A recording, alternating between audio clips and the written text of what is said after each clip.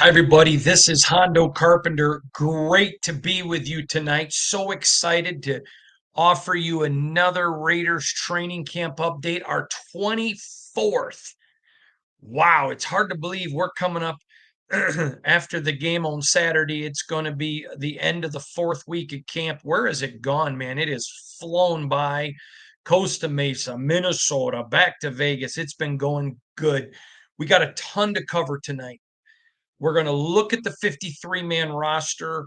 Most of it's set, but there are some question marks, and we're going to talk about that. We're going to get into that a lot tonight. Going to talk about some names. A few of them you probably maybe haven't heard unless you literally watch every podcast and every interview that we put up.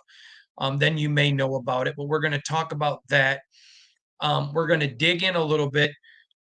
My secretary sent me an amusing email I got today from someone calling me out. Let me grab my phone real quick. I'll read it to you if it hasn't been deleted. Basically saying if you really want to prove you're not a fan, you need to post up AP about Devontae not practicing yesterday. I thought it was so funny, especially considered what the person does for a living. You would think they would understand the danger of mentally ascending to a place where you assume things. There's a lot we don't get to report. We just don't get to. It's not because we anything's hidden, but we dig. We know what's going on. I would not read any too much into Devontae not practicing yesterday. We'll just leave it there. And if you think I'm a fan, great. I'm not. You're welcome to believe something that isn't true. People do it all the time. Uh, but I certainly care about the team and care about the people. And I want the team and the organization to do well. They're good people. I've covered teams before that I'm like, oh my God, I hope these people don't win. There's not good people. I was visiting with, I think it was Max Crosby and maybe it was Christian Wilkins. It could have been Matthew Butler. I don't remember. We weren't interviewing, just talking. And I mentioned to them, I said, in all my years around the game of football, I've never been around a better group of guys.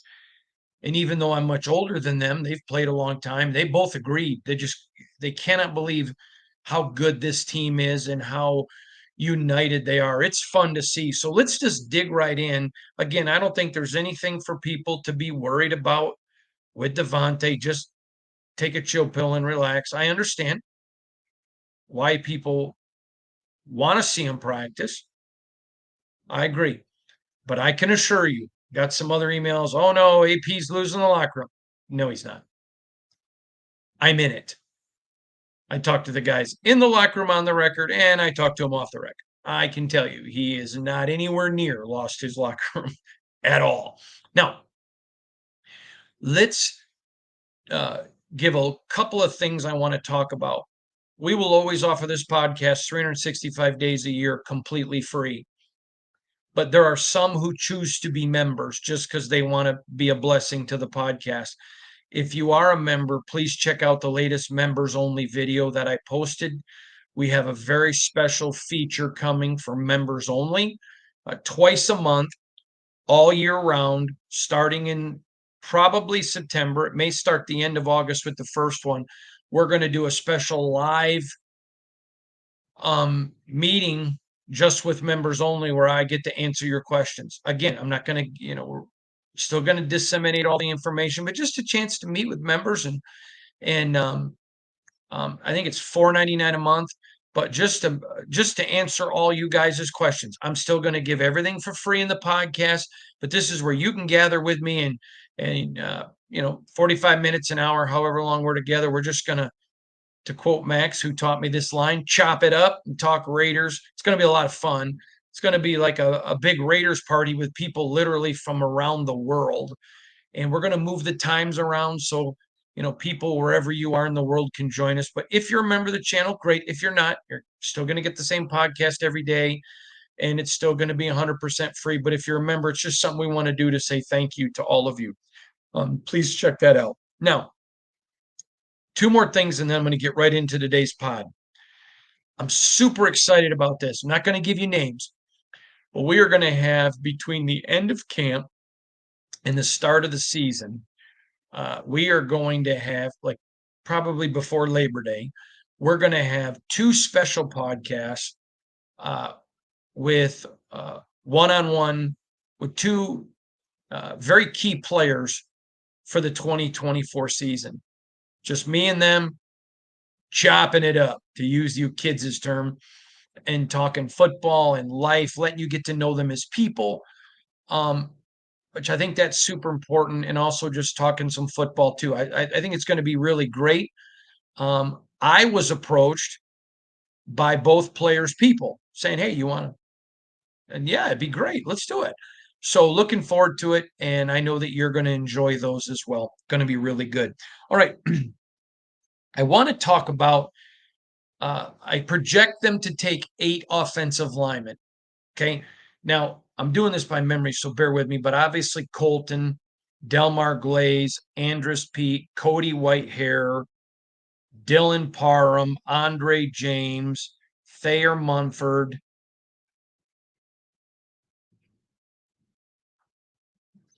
Okay, and then the last one, JPJ.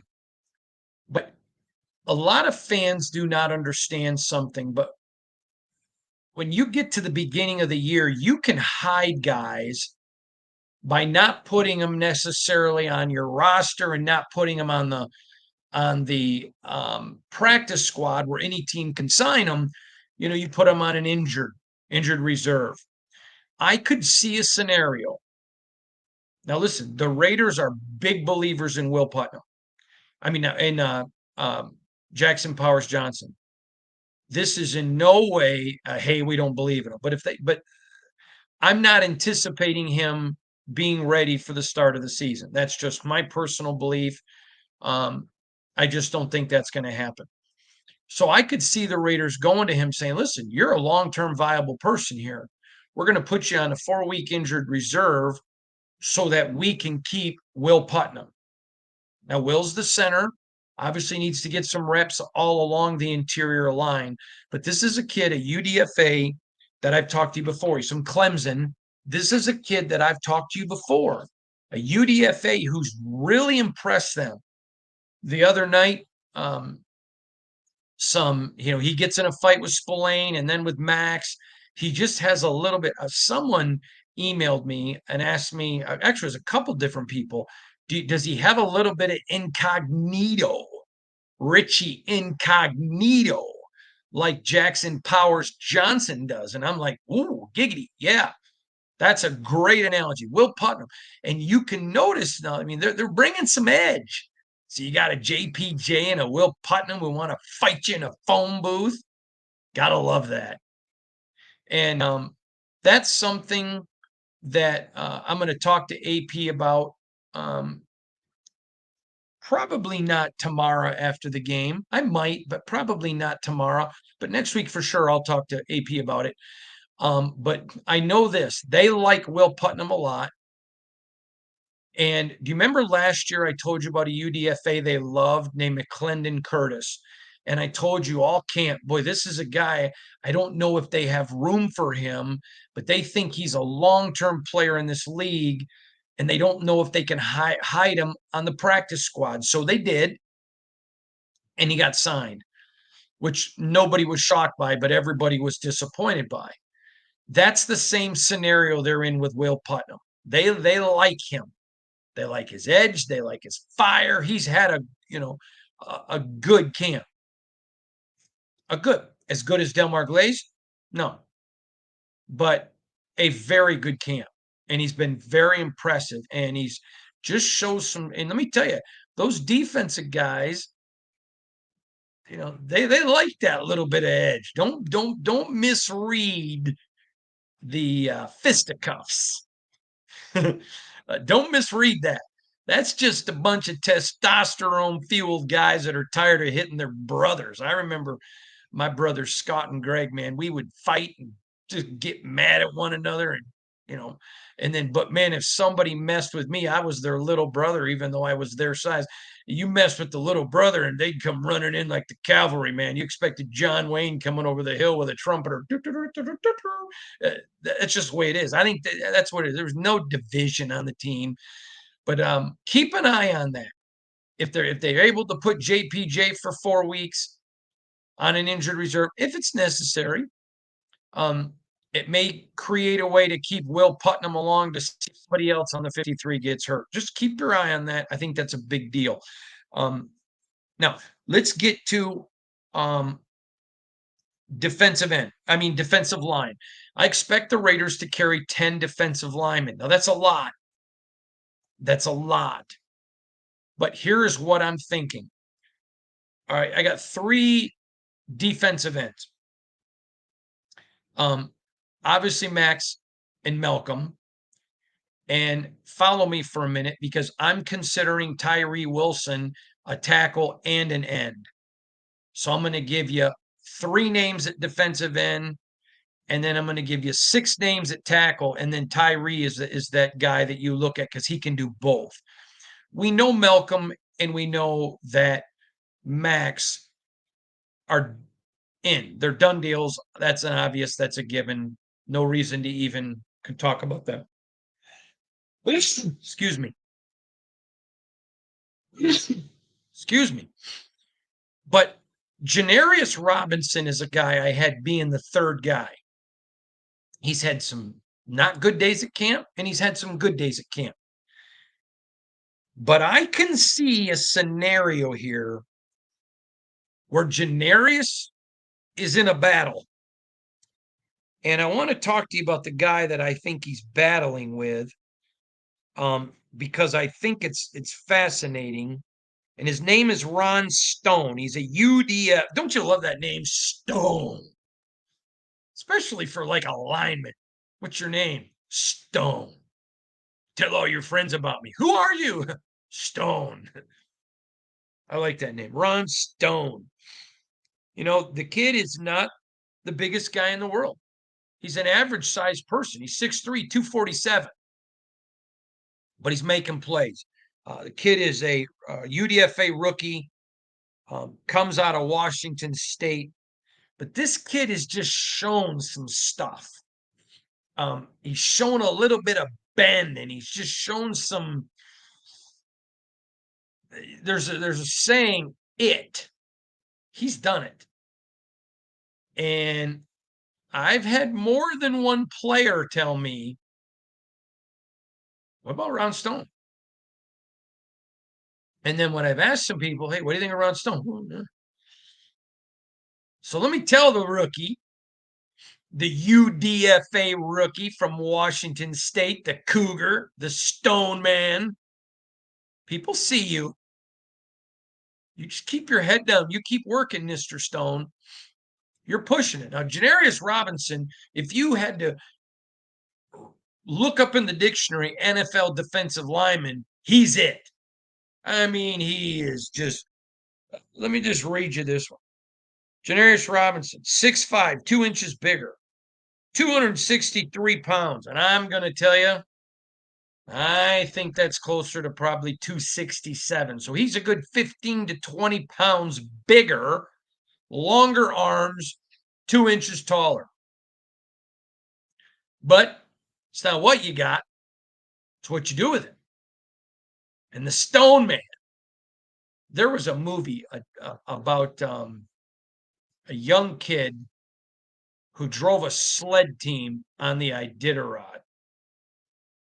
I wish I could remember the name of that. It was a great movie, just a great movie. And his name was Will Stoneman. And that's just Ron. I mean, he just shows up. You're like, ooh, the Stone Man. Ooh, the Stone Man. And what I like about him is just he is relentless. He's got a motor. Is he Max Crosby? No, but nobody is. But he's got a motor. There's some similarities there with him and Kuntz. Maybe even a little bit more developed than Kuntz at this point, maybe. maybe. But just keep your eye on old Mr. Stone now. I got a lot of respect for that kid. I like the way that he's balling out. I like the way that I'm looking for something here I wanted to share with you. Uh he's just he's 24 years old. He's a little bit older, and and I'm not saying that, Janarius is young. Janarius is 26. So he's got 2 years younger on Janarius, and I'm just telling you, the Stone Man has got some people talking in the silver and black. That's a battle to keep your eye on. It's a battle. There you go. Now, that would be for the third DE spot. Now, remember, I got Tyree as a DE and a tackle, so I got 10 defensive linemen. So let's talk about the 6th defensive line. Your starters, Jank, Christian. Second string, Butler and Butler. Um, Byron Young and Adam Butler. Okay, third string, Matthew Butler. So then we come to 6. Now, Nesta didn't do a whole lot till about the last week, maybe 10 days. Going back to the scrimmage in Costa Mesa, I think it was really the first time he popped. But there's a guy that just keeps showing up like the Stone Man. And I want to talk to you about this guy because nobody's talking about him. But again, I got people saying to me, "Are you keeping your eye on this kid, Hondo?" I literally had someone say to me, "Are you keeping your eye on that kid?" I said, "I am. I see him. I mentioned him once." They're like, "Yeah, you better mention him again." I think he's turning some heads. I think he's doing what you have to expect when you're a rookie at this level and you're a UDFA. You just got to get somebody's attention. Now, I'm pulling it up here because I want to talk about him in detail. He's 6 foot, 280 pounds. He's like a bowling ball. And when you talk about Shannon, 6 foot again, and he's 285 pounds. He's from Iowa. You got to love him. From the Big Ten. You got to love them big offensive and defensive linemen from the Big Ten country. They're used to playing in the mud, the snow, the bad weather. If you've ever been to Kinnick Stadium, man, that is a rocking place. That's just a great stadium to watch college football in. I don't even know how many games I've been there for. I have a great tradition there in Kinnick. There's a children's hospital. And at the end of the third quarter, they bring all the children to the windows because they can look down in the stadium and they have the whole crowd wave of them. Man,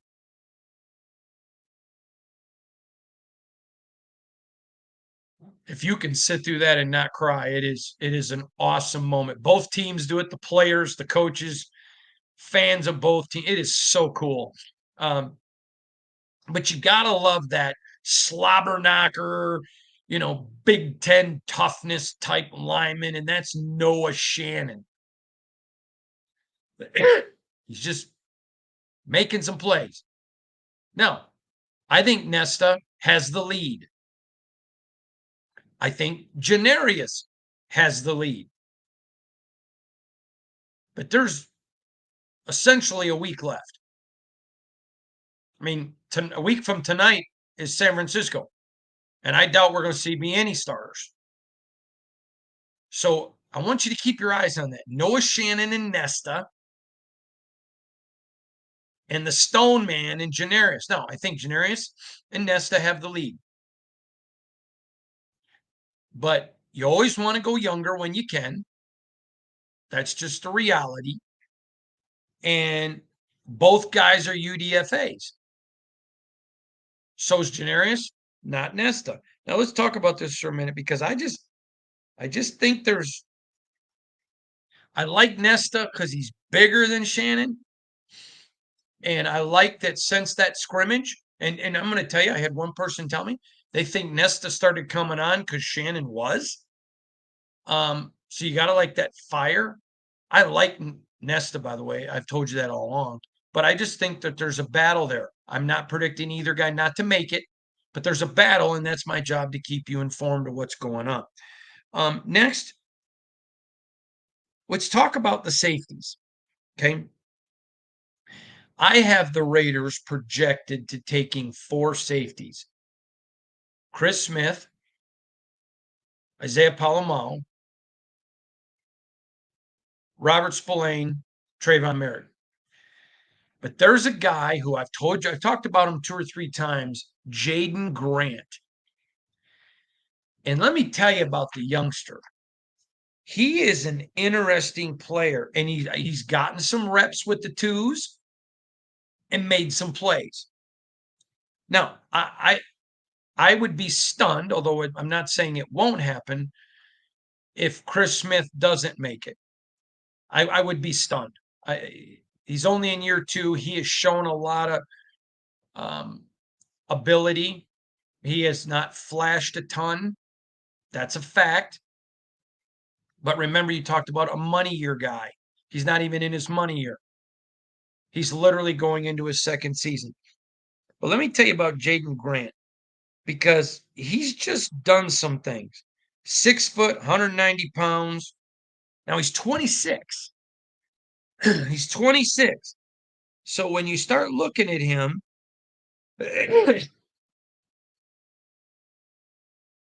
when you start looking at him, you know, you got to look at the age factor. Then when you look at Chris Smith, comparing the two, Chris Smith's only 24. He's 2 years younger. So I think that plays into it a lot. I still think Chris has the lead here. I'm not, of all these guys I'm talking to you about, other than Will Putnam, I think these are guys that are still on the outside looking in. All of them are practice squad guys, for sure. But I think all of them are also guys that I could see a scenario that they make it. And it's not like Dumb and Dumber, like you're saying there's a chance. I think it's not a Dumb and Dumber chance. I think there's a real chance. I would give each of them, I would give Jaden Grant probably 20, 25%. That's legitimate. I would give Noah Shannon 25%. And the Stone Man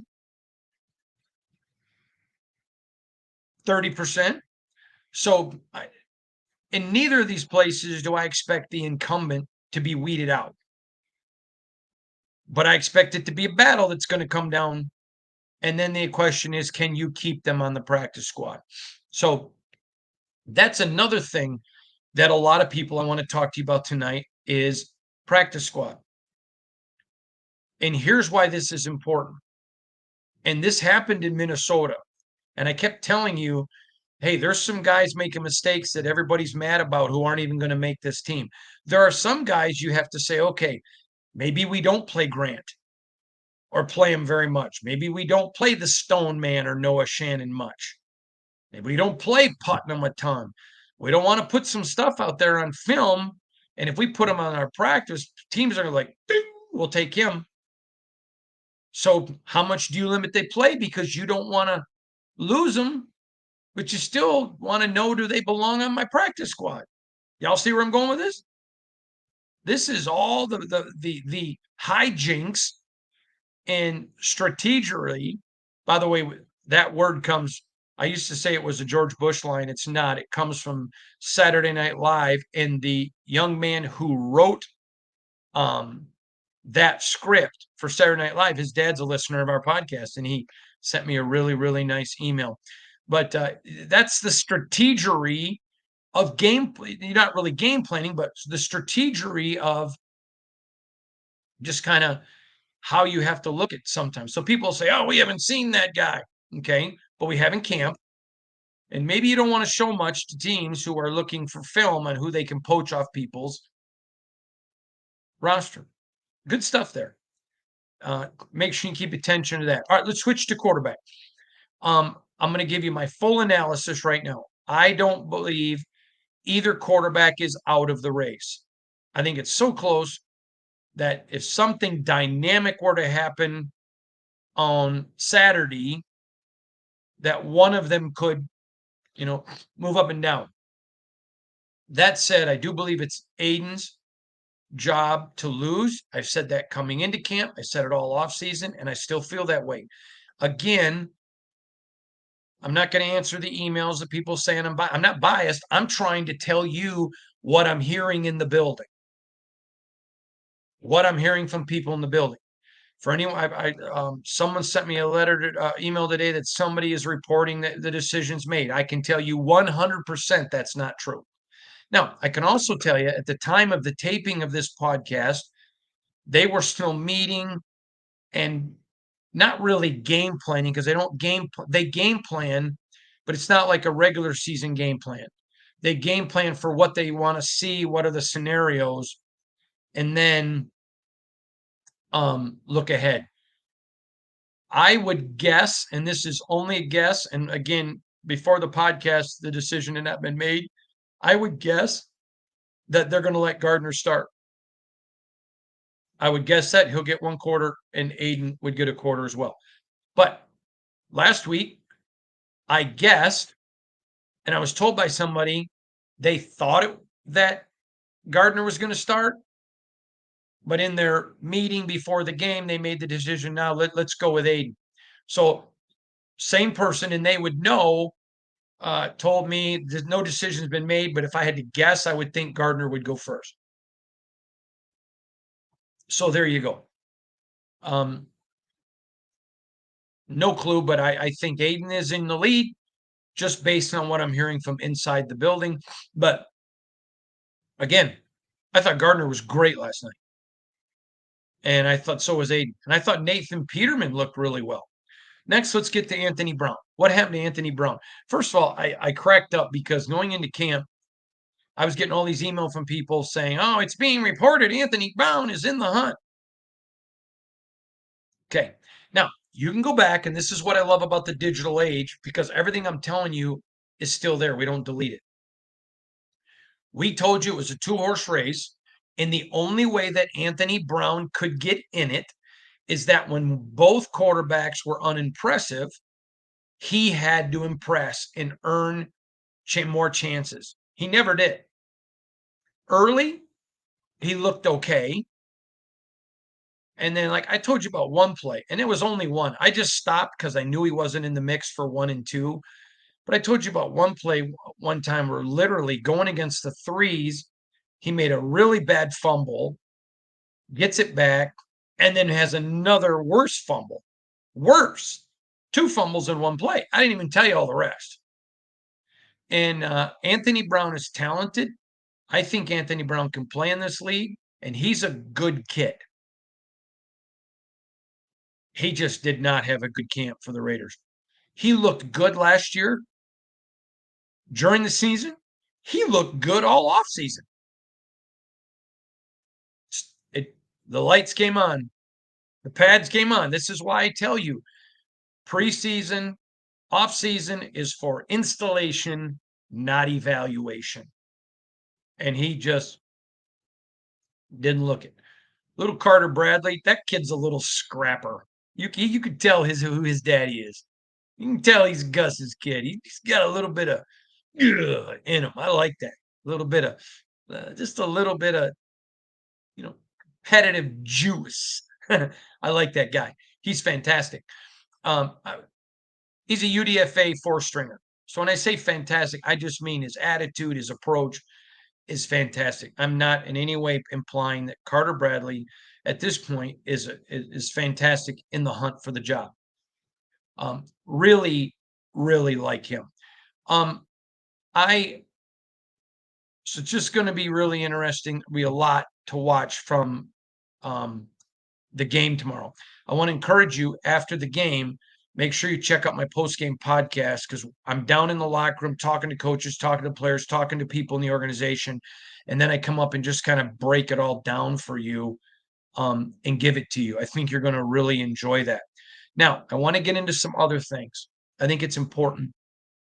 I got an email, and I apologize I don't have the gentleman's name, but a super nice email who just said to me, how come when you talk about players, you will oftentimes mention this is a great kid or whatever. And the person said, I just care about football. And I want, in the, for some reason, I think the gentleman's name was Peter. So if it isn't Peter, I apologize to whatever your name is, but I think his name was Peter. And I thought it was such a good email because he wasn't being a jerk. He really wanted to know why. I understand that you only care about football. Okay. But if you would have seen social media today after we reported about them cutting Anthony Brown, good, he sucks. He's a loser. Just the attack on the kid personally is foolishness. And fans of every team, well, that's not true because the Chargers only have 15 fans. I'm quoting Mark Davis there. I'm kidding. But if a guy doesn't play well, he's horrible. He's terrible. This guy sucks. He's worthless. Okay, you can say, I can tell you, Anthony Brown had a terrible camp. But Anthony Brown is a good kid. And so I don't understand why people have to make it personal. So why do I do it? First of all, I do it because it's my podcast and I'm going to do it. I am not going to waver on who I am to get clicks. There's enough people in the media that do that. I don't need to. I don't need to. Sports Illustrated provides very well for my family. I'm not required to do this podcast. It's not even part of my contract. I do it because I want to interact. I love Raider Nation. I have so much respect for you. It doesn't feed my family. But, and obviously I do it and we use it on SI. But I mean, you see my point is I do it because I don't want to die a cheap copy when God made me an original. And when I think somebody is a good guy, I'm going to point that out because, sometimes people forget these players have moms and dads, grandmas and grandpas, wives and girlfriends, children, nieces and nephews. They have lives that are bigger than football, bigger than football, bigger than football. And you have every right to be critical when they don't perform in football. You're a fan of this team and you're invested. I would be disappointed in you as a fan if you weren't, critical. But we live in a society now that if you're critical of someone, the instantaneous reaction is you hate them. It's just not truthful. And so I appreciated your email, Peter. I thought it was really well written. I appreciate the respect that you showed me. And I understand you only care about football. You don't care if they're good people. There have been some guys that are great football players and not good people, and I don't say that they're good people. But I'm going to make sure because we live in a society, and if you saw my emails, if you saw the email I would get, you would understand why I feel the need to make that point. Oh, this guy sucks. He's terrible. He's lazy. He's worthless. Give me a break. Just give me a break. It's not necessary. And I don't want to get into it. I'm just going to, if I think somebody's a good guy, that's why I say that. Now, I got another email from someone that was very critical of Devontae for taking, not practicing yesterday and then taking all the time off for the birth of his child. Okay. That's fine if that's what you want to do, but there is not one member of this organization that's mad at a player for taking a practice off to go be there for the birth of their baby. So I understand if that's how you feel, but I wanted to address that. That I can promise you, and hear my words, there is no animus on this team towards any player who would go be with their wife for the birth of their child. None. Just want to make that really clear. So there you go. There's that. A lot coming up. Again, if you missed my point on defensive end, a name you want to remember, because I think it's a big name and I think it's a chance of somebody that could make a move. The Stone Man, Ron Stone, Washington State. I don't think he's past Janarius. I don't even think it's 50-50, but that's a name. Also, don't forget Noah Shannon competing with Nesta Jade Silvera. That's a big one. The possibility of keeping a Will Putnam and, depending on how his health goes, starting JPJ on injured reserve for a few games. We'll check that out. And then lastly, remember the safety issue. You know you got Merrick. You know you got Merrick. You know that you're going to have Merrick. You know you're going to have Epps. You know you're going to have Isaiah Palomau. You know you're going to have Trey Taylor. That's a name I didn't mention earlier. That was just my own fault. And now you got that battle with Chris Smith and seeing what happens with Jaden Grant. I apologize for not mentioning Trey earlier. That was just an oversight. It's not a reflection. He's had a, he's that kid. He's going to be good. And, just he's a developmental guy. Probably could put, Trey Taylor could probably put him on practice. We'll see. But it's going to be a lot of fun to watch. I'll have a lot more after the game. A lot more. And then Monday, I'll have a ton more because I'll talk to some people after watching film and just kind of start getting a feeling. So lots of great stuff coming up. I want to thank all of you for watching, paying attention, and being part of it. I appreciate all of you. Have a wonderful night. Stay out of trouble. God bless you. And we'll see you tomorrow.